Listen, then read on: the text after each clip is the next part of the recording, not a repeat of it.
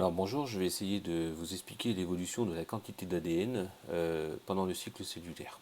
Donc en fait, euh, si arbitrairement on part sur la quantité d'ADN Q, voilà, donc c'est totalement arbitraire, on va dire qu'ici on part d'une quantité d'ADN qui est Q, et bien on va regarder l'évolution de cette quantité d'ADN en fonction du cycle cellulaire.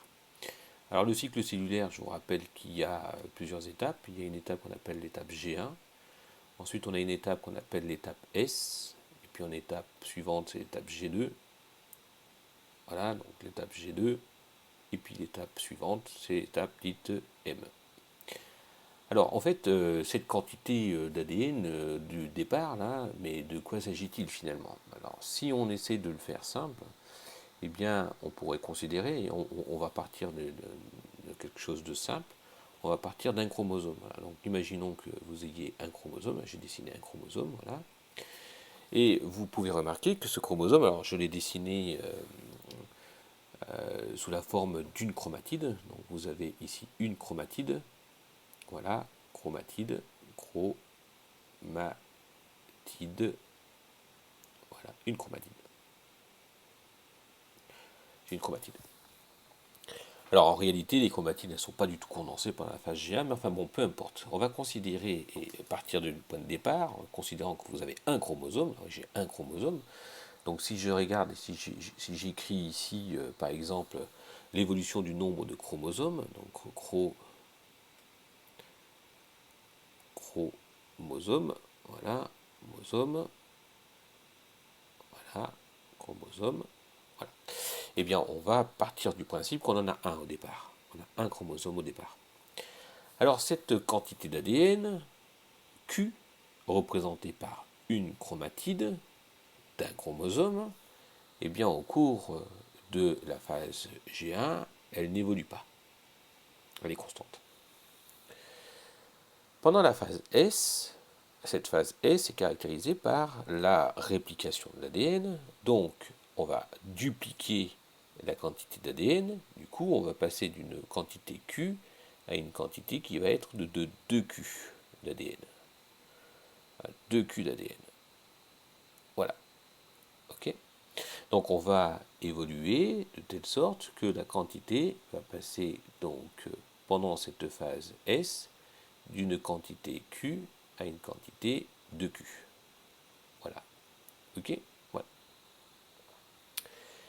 Alors, une fois que la quantité d'ADN a été dupliquée, on arrive donc à la phase G2 et le chromosome, du coup, je dis bien le chromosome, va se retrouver cette fois-ci avec la fois deux chromatides réunies par le centromère. Donc on va avoir deux chromatides. Deux chromatides. Oh, pardon, excusez-moi. Hop, deux chromatides 2. Voilà. Et en fait, on est d'accord que pendant cette phase G2, eh bien, nous avons toujours qu'un seul chromosome. Voilà. Ici, j'ai un chromosome qui possède une chromatide, une quantité Q d'ADN, un chromosome qui possède deux chromatides, donc 2Q d'ADN. Et cette quantité d'ADN, ce chromosome, n'évolue pas pendant la phase G2. Alors, pendant la phase M, eh bien, en fait, on va repartir sur une division cellulaire. Donc, je vous rappelle que on va partir d'une cellule à deux cellules. En d'autres termes, si je regarde ce qui va se passer à la fin, eh bien, je vais obtenir deux cellules, chacun portant, eh bien, ma foi, un chromosome. Donc ici, on est d'accord, je vais avoir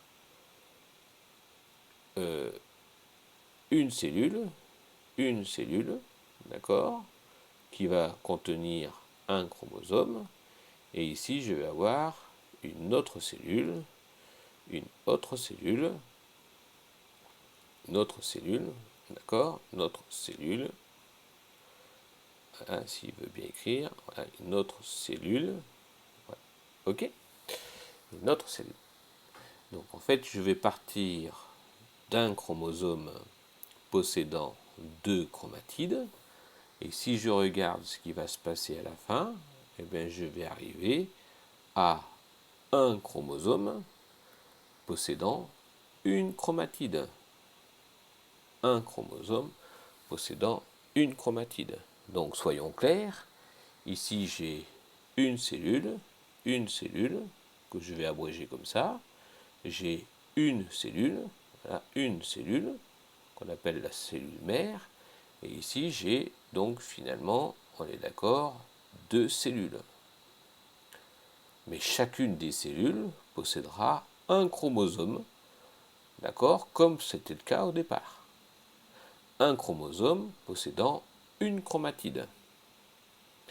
Donc, du point de vue de la quantité d'ADN, donc si je reprends un petit peu la quantité d'ADN, je résume, pendant la phase G1, j'ai bien une quantité Q d'ADN, pendant la phase G2, j'ai bien une quantité 2Q d'ADN parce que le chromosome présente 2 chromatides, et puis après la phase M, donc d'ailleurs en l'occurrence il faudrait que je sois un peu plus précis, ici on est bien entendu revenu à la prochaine phase G1, et bien on se retrouve avec une quantité bien entendu Q d'ADN pour chacune des cellules. Alors qu'en est-il de ce qui se passe pendant la phase S et la phase M? On est bien d'accord. Eh bien, on va passer de un chromosome à un chromosome. Le nombre de chromosomes n'évolue pas. Pendant la phase M, on va toujours passer de un chromosome à un chromosome. Un chromosome. Pendant la phase S, eh bien, on va passer donc d'une quantité Q d'ADN à une quantité 2Q d'ADN. Et pendant la phase M, on va passer d'une quantité 2Q d'ADN à une quantité Q d'ADN. Si on regarde ça en termes de chromatide, histoire d'être totalement exhaustif, donc je vais le marquer, chromatide, s'il veut bien, voilà, chromatide, voilà, et sous-entendu, attention, hein, par chromosome, eh bien on est d'accord qu'on a une chromatide par chromosome. Ici on est d'accord qu'on va avoir, ici on va bien avoir 2 chromatides, et ici on va se retrouver avec une chromatide par chromosome. Alors pour terminer, il faut comprendre que pour simplifier les choses, je suis parti d'une quantité de chromosome 1, donc un chromosome ayant une chromatide. Alors en réalité, les cellules étant diploïdes, et on dit que la cellule possède 2 N chromosomes. Donc si on part de 2 N chromosomes, même fois on aurait ici 2 N chromosomes, donc on part d'une cellule de 2 N chromosomes à une cellule à 2 N chromosomes pendant la phase S. Enfin, on passe de 2 N chromosomes ayant une chromatide à 2 N chromosomes ayant 2 chromatides. Et puis pendant la phase G2, on aurait donc du coup 2 N chromosomes ayant chacun 2 chromatides.